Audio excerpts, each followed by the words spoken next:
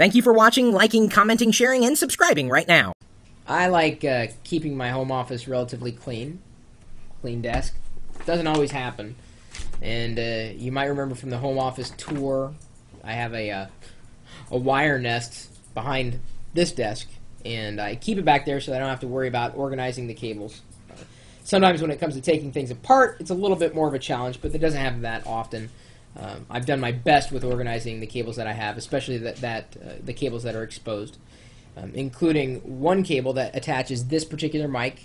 The sound's going into it's attaching by a very long USB cable that runs across the room and into the Mac Mini that's streaming out this live video feed through Ustream or live.pirillo.com.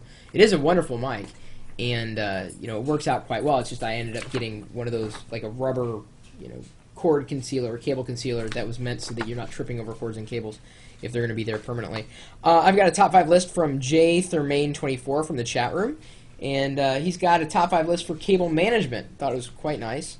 And, I've applied some of these tips and have got my own take on them. But like I said, I don't like cable clutter, which is kind of disappointing because tonight I installed my new speakers, and to do that, as my wife is going to illustrate, I had to dump my, that's just my audio cable drawer. One drawer full of nothing but audio cables. And I would likely, if I could find like a high school student or to come over here one weekend and just, bind those things together, it'd be great. Think I could find one of those? Anyway. So I've got to shove those things back into a drawer. The cables, not students. And without further ado, the top 5 tips for cable management according to jthermain24 from live.pirillo.com. Number 1, keep a drawer or box for all your cables. It may be hard, but when you go to looking for that special cable, it cuts down on the looking time dramatically. As I pointed out, I have not just one drawer, but several.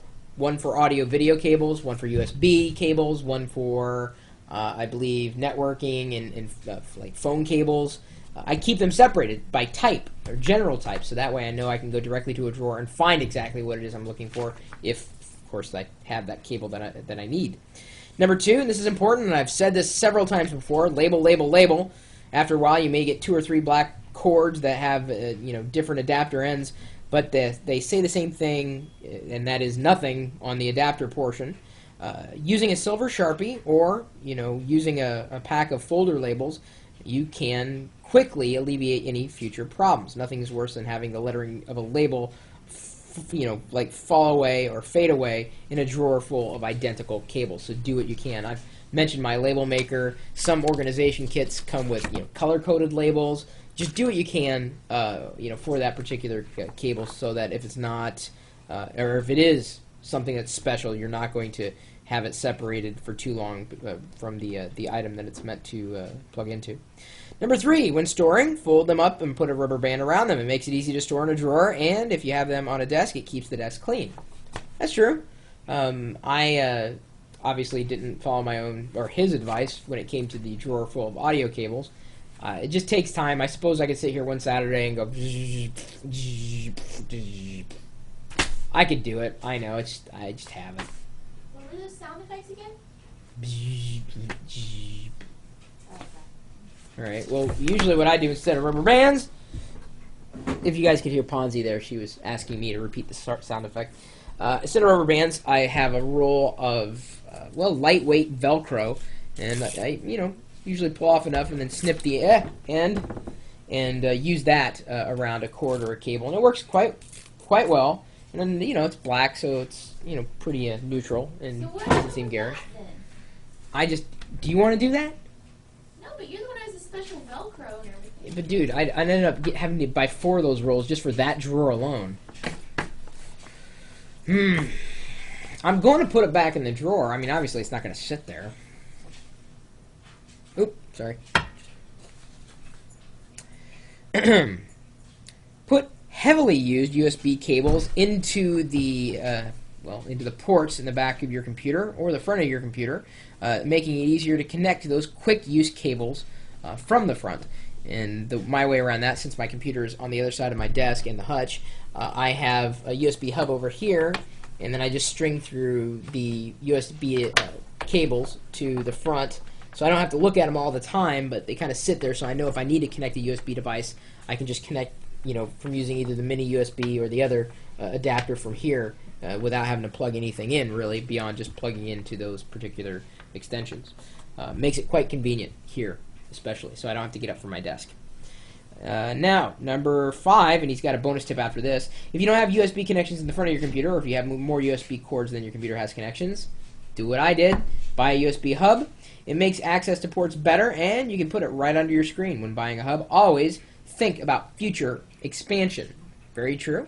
And as Ponzi noted, it'd be wise for you to look at and make sure you got a USB 2.0 hub or beyond if they're already, by the time you watch this video, maybe USB 3 is out and you need to get USB 3 instead of 2 because it'll be faster, and so on and so forth. Anyway, get the latest speed and the highest speed, the fastest speed, and make sure you plug a USB 2.0 hub into a USB 2.0 port. That's very important too. Here's his bonus tips. Try to keep cords going to the same area, rubber banded or twisty tied together. This makes it easier to control the mess of cords behind a computer, and it makes it look more, sightly than if your computer, was just there and the cables were flying all over the place. So it's true, just be cognizant. You'd be surprised at the small difference, just making something look nicer will really make the entire experience. I've got a couple of these things, and I had to bring them upstairs tonight because I was stringing new cable around.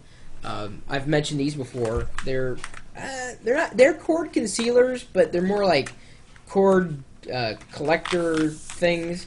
And if I'm running along something that's white, then I use the white coil, and it opens in the middle and then snaps back. So I just shove the cables into the middle.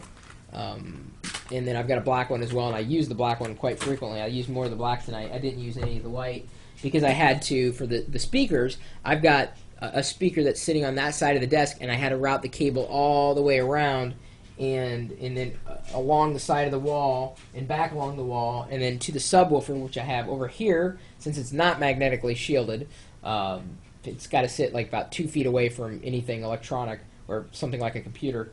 And so it's over there, and I had to string a lot of cable around. But if you looked at it, after everything is all said and done, you shouldn't be able to tell that all the cords and cables were going anywhere because I used these cord concealers, and it just makes a difference. It's a nicer environment, and I'm really itchy because my home office it's an absolute mess. I've got cords and cables flying everywhere. Oh God, whatever happened to the days when we talked about wireless stuff? I got wireless mice and keyboards and everything, but why can't I sync my phone wirelessly? Why? It just doesn't make any sense. Anyway, if anybody else out there has got some good home office organization tips, I'd love to see them. I'd love to share them with the rest of the community. My email address is chris@pirillo.com. And hopefully chat was working fine. I left it unmoderated just because it's holy cow, it's 3:30 in the morning and I'm up recording videos. What the hell is wrong with me? Maybe I'm facing an all-nighter, which is a good thing. I'm streaming live video all the time anyway, and sometimes it's me sitting here, and sometimes it's just the desk with the Tix lights and the glowing wands up atop my hutch. But the bottom line is, you really never know what's going to happen, when we're here. In fact, you might want to turn down the volume right now, if you can. A couple minutes ago, we were doing a subwoofer test.